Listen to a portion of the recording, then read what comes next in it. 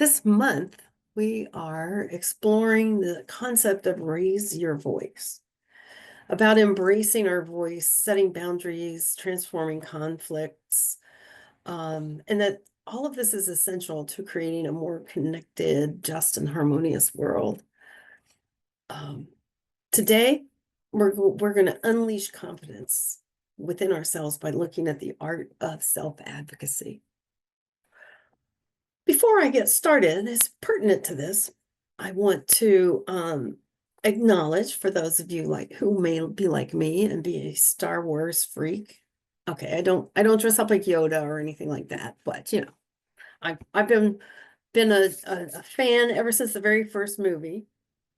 And I just want to start with a quote from one of the movies where Qui-Gon Jinn said to Obi-Wan Kenobi as he was training him, always remember, your focus just determines your reality. So keep that in mind, and may the fourth be with you today. So, looking at self-advocacy, the art of self-advocacy, that this is more than just asserting our personal rights. It's actually expressing our divine nature. It's affirming that our inherent worth and infinite potential is there and that we are willing to accept it and use it. It's reinforcing the truth that and recognizing the unique manifestation of the universal mind that each and every one of us are. It's not just not knowing it, but it's actually accepting it and acting as it and from it and being it. And it also is advocating for ourselves. And when we do this, we start using the creative power of thought to bring about the desired experience that we want to have.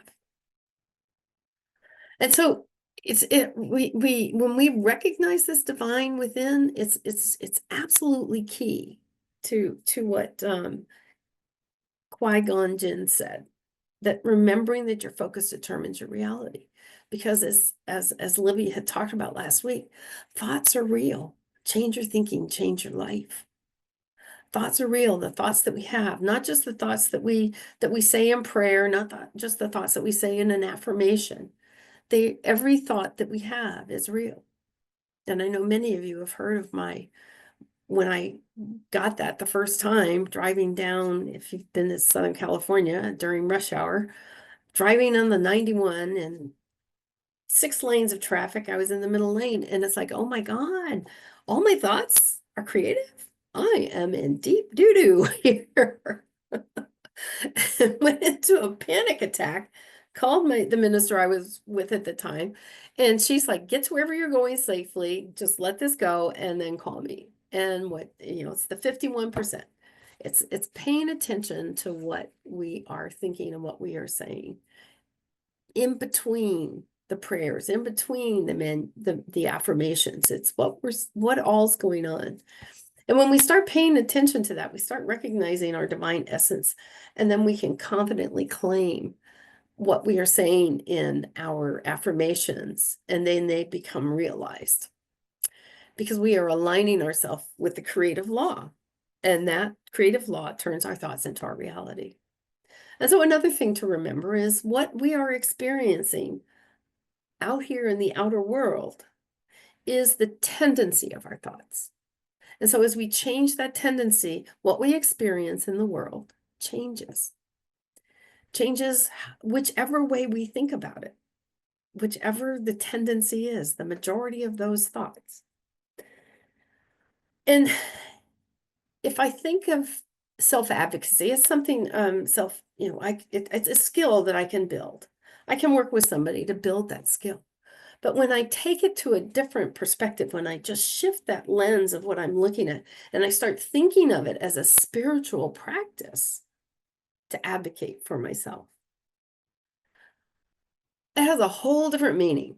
a whole different meaning, because what I'm doing when I recognize that this is a spiritual practice is that I am expressing the divine whole within me.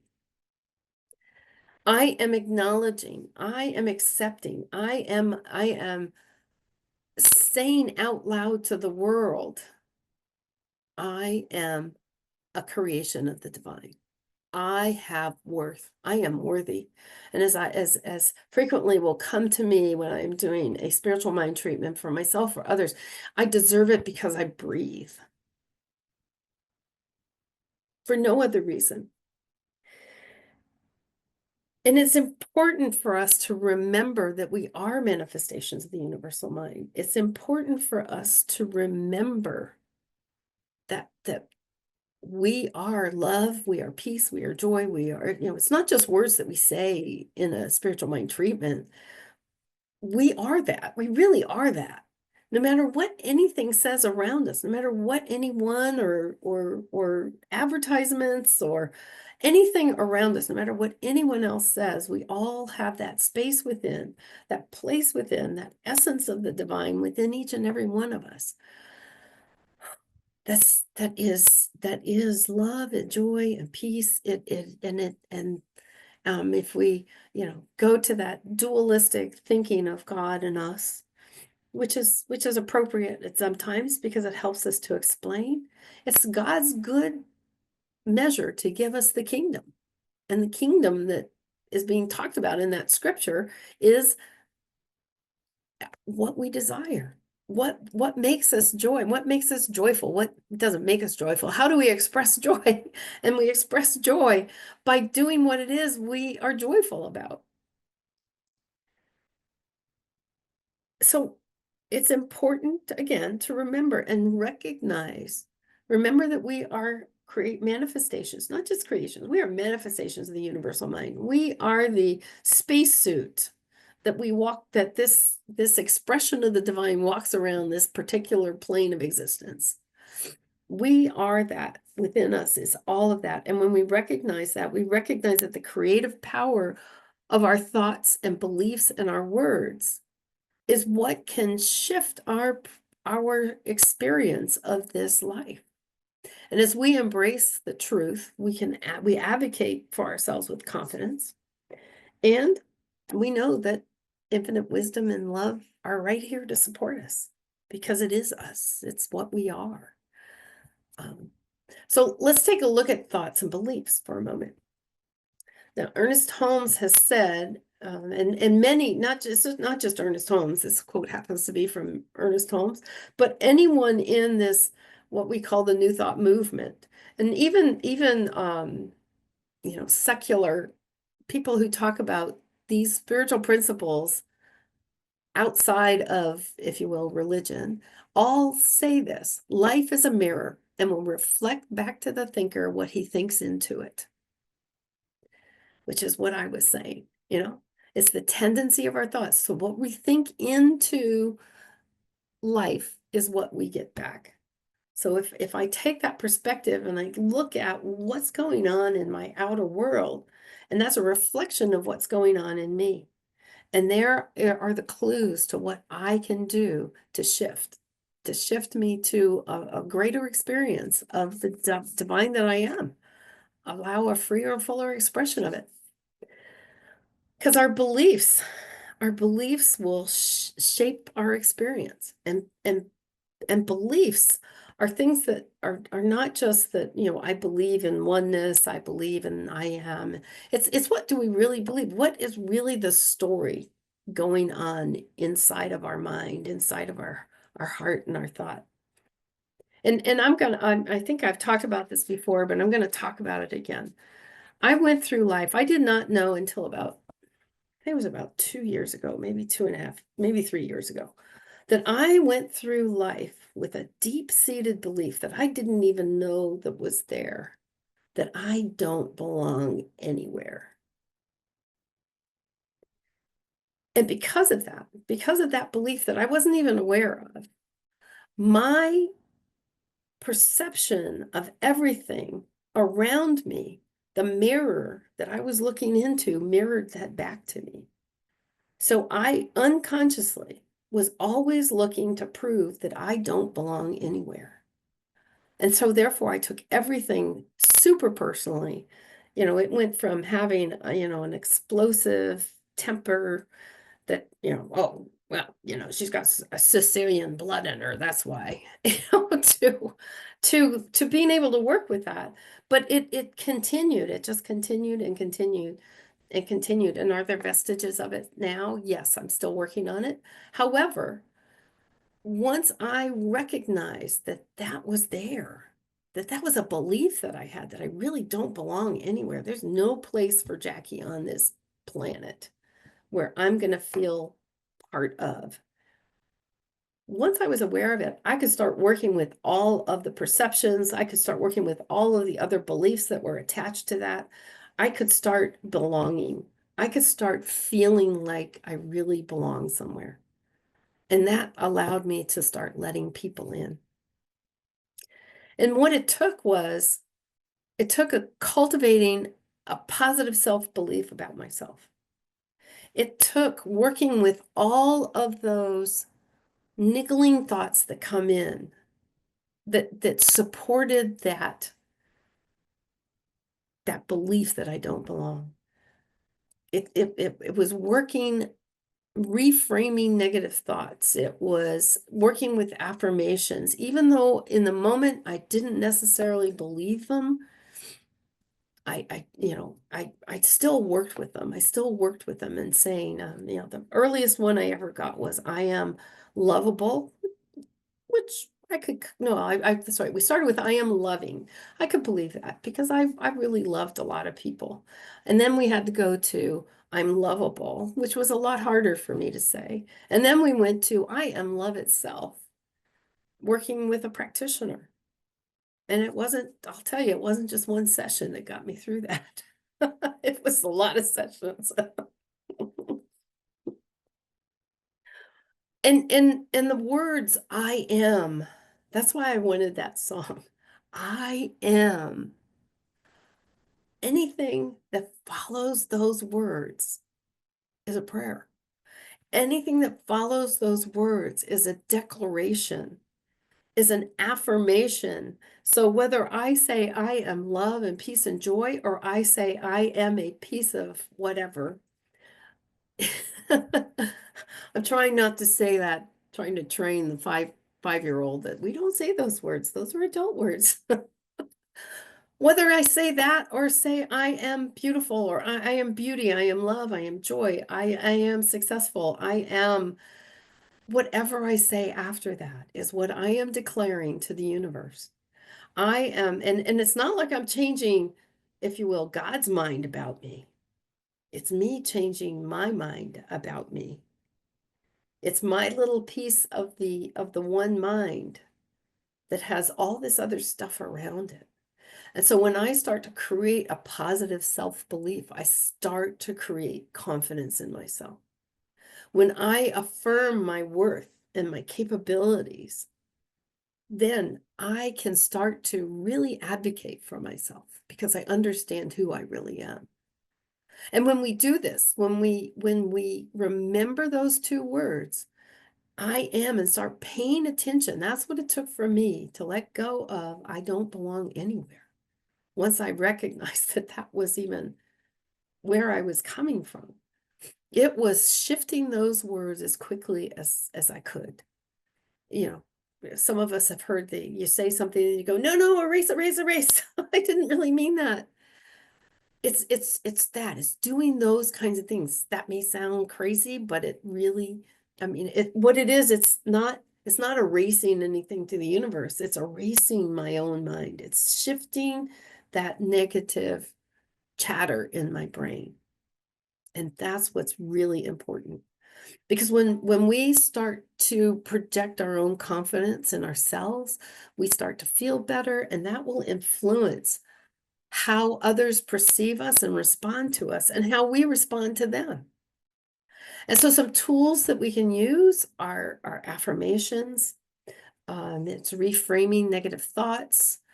It's being that self-advocate to reflect our true potential.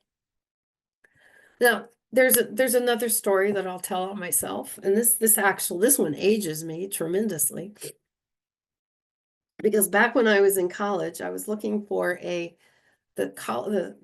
went to Georgia Tech, and at the time they didn't have night classes, and I was putting myself through school. So I wanted to find something that paid me well and was legal, that work was at nights. So I became what's called a key punch operator. There was a time when all that data that went into computers was manually entered by people. And the only key punching I'd ever done was, again, dating myself, when I took computer science at a different university, and I had to write my own programs and punch them into the cards so they could be read into the computer. But I went in there with confidence, and I convinced these people that I knew how to do it. And this was all numeric. And I had convinced myself I could. I actually went home and practiced just took a bunch of random numbers and just entering them in. And eventually I became their fastest data input person. But it was shifting all those negative thoughts. I could have gone in, oh my God, I've never done this before. There's no way. I really need this job. And you know what? Shifting my self-talk. I I took something that I wouldn't even say marginally good at. I was hunt and peck kind of person. The only thing I knew was typing, but when you're doing numbers on a keypad, that doesn't help. But I did the work that I needed to do. I followed that desire to have this job. It was perfect hours. It was a really good pay for me at the time. And it paid my bills and my tuition both. It was having that positive thoughts about myself, reframing the negative ones, and doing what was in front of me to do when it was time. And in reality now, because that was long before I came into this teaching, so in reality, what it really did for me was to start me recognizing and honoring my divine nature. I didn't know it. I had not a clue because I didn't know that I had a divine nature. And if you'd asked me at the time, I would have gone, what are you talking about? But there's a spiritual principle that underscores all of this. And that is that we are individualized manifestations of spirit, of God, of the divine, of the universe, whatever word you want to use for it, of first cause. That we are creations. It's creating from itself as itself. So we are the as itself. We are, and therefore we have within us, and this is a quote from Ernest Holmes, but I've read it in many, many other places. We have within us the power of God, the divine authority.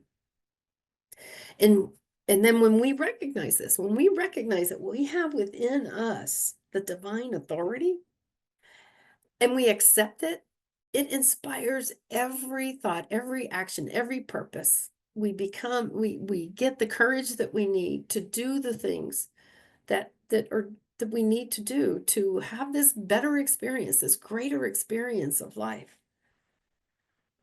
We are endowed, you are endowed, I am endowed with an inherent worth and potential. Each and every one of us. It doesn't matter what we've ever done. There's a song by a songwriter that I know, Lou Doty, and he sings a song about being human. And in it, he talks about, think of the worst thing you've ever done. And God gives you the sun and the birds that sing. There's no judgment there. There's no judgment.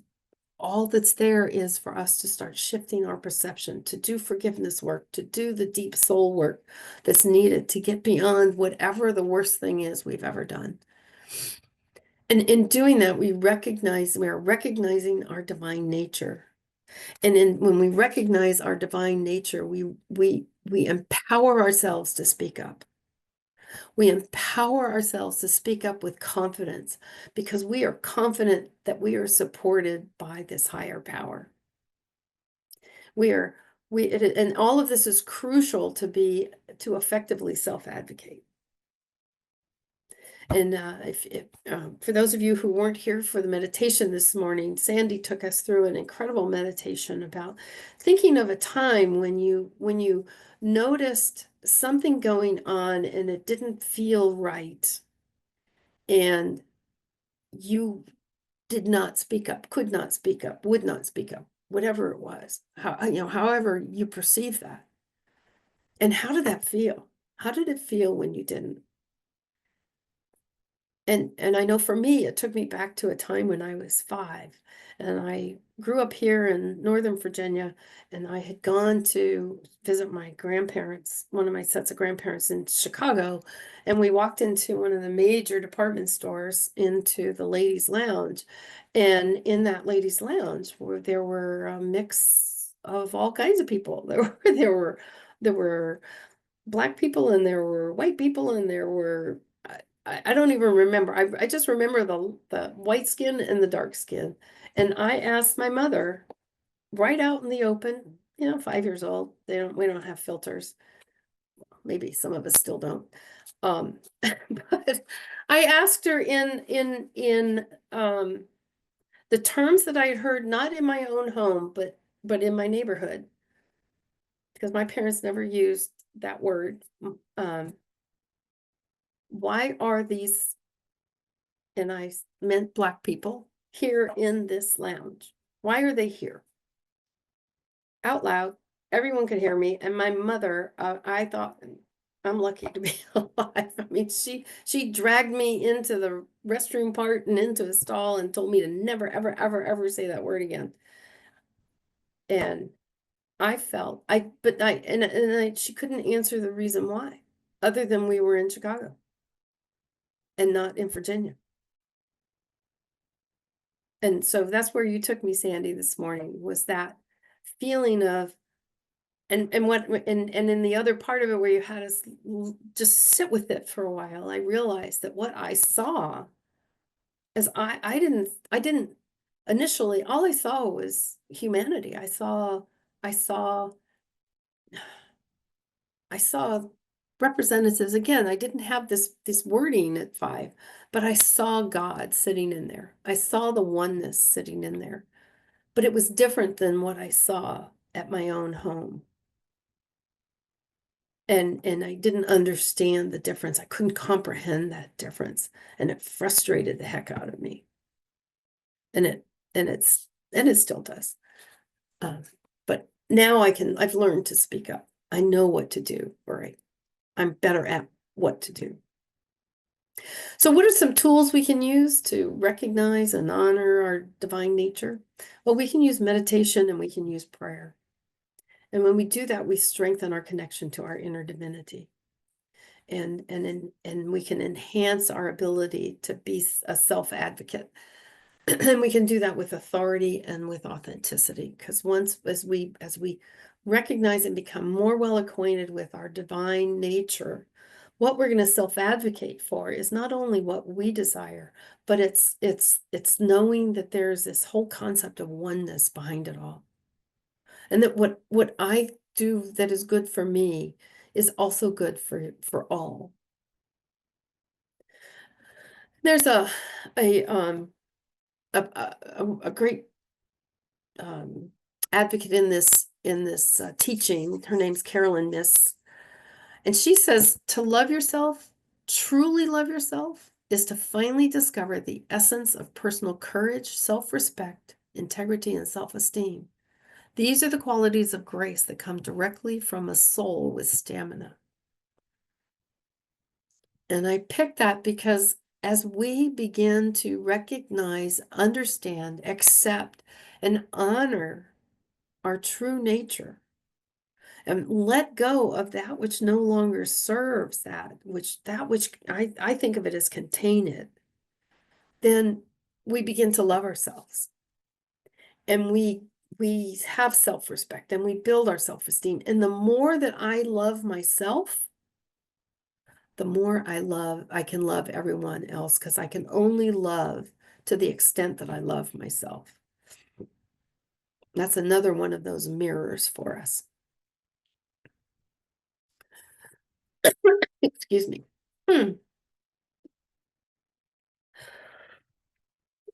Excuse me. Wow. So what we want to do is align with the universal laws through this self-advocacy.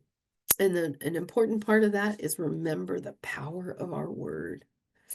Because when we use our word, well, we are always aligned with creative law. But when we align our word with recognizing, accepting, honoring our true nature, then we align with this creative power that brings into our experience what it is we truly desire, what our true desire is. We're setting intentions, and then remember. So one of the things we can do is set an intention. Set an intention every morning of what your day is going to be like before you ever get out of bed. And then as the day goes on, remember that energy is going to flow where your attention goes. So if I set an intention and then start looking at all the reasons it's not happening, that's where the energy is going to go. Which was I was self-sabotaging myself a lot, not even aware of it. And if I put my attention on, even if it's totally dark and there's one little pinpoint of light that says, yes, that's my intention working, then what happens is when I put my attention on it, that light grows.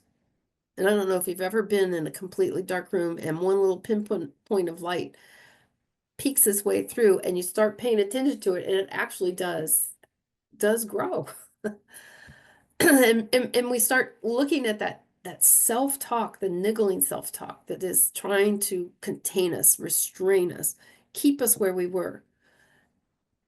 Pay attention to it, shift it, reframe the negative thoughts. I mean, even something as simple as, yeah, that's the way it's been up until now. It could be that simple. Or thank you very much, but the truth I know is, or and the truth I know is, and state your truth. And when we do this, we start to advocate for ourselves with clarity and with conviction, and we tap into the universal creative power that will bring it all to us. And tools that we can use is visualization. We can set clear intentions. We can assertively communicate and align our effort with spiritual principle. We can use visioning.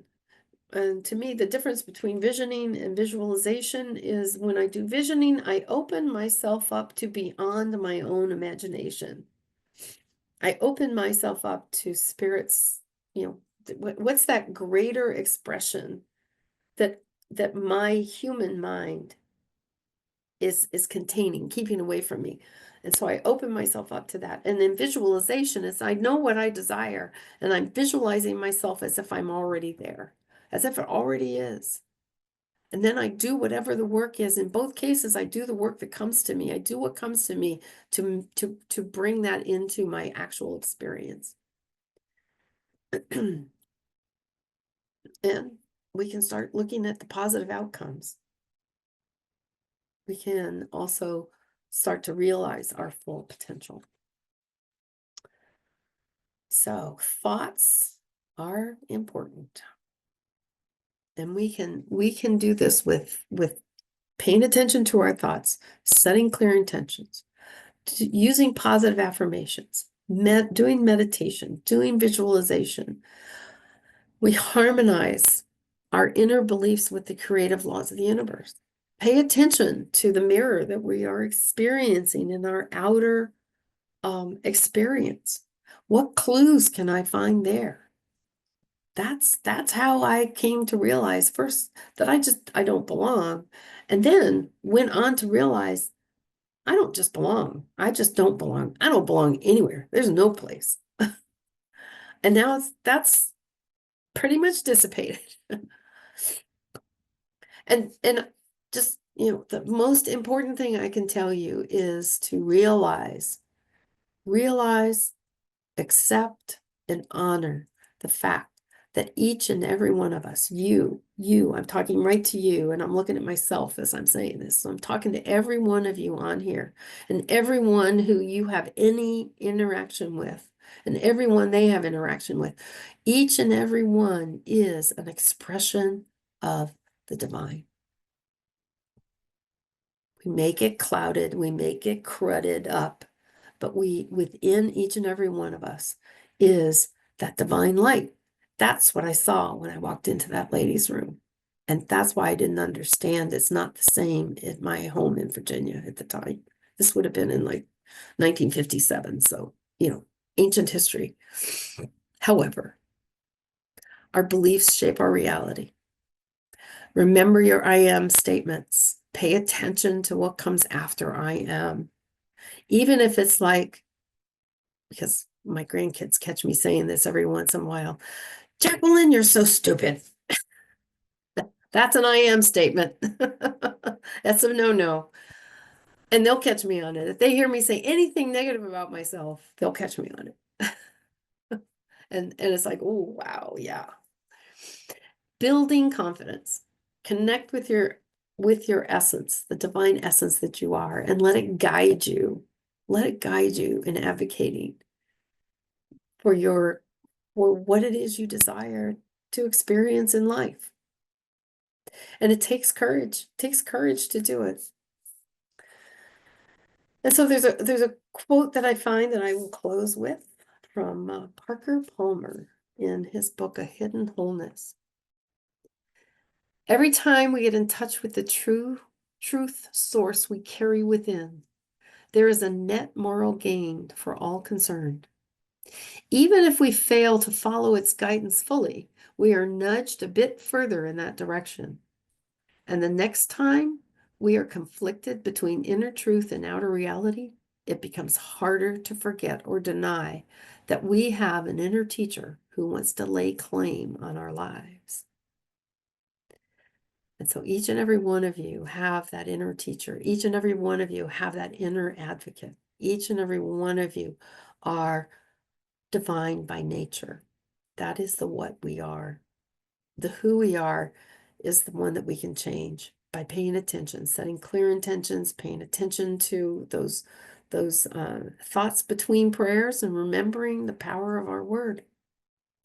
I love each and every one of you. Namaste.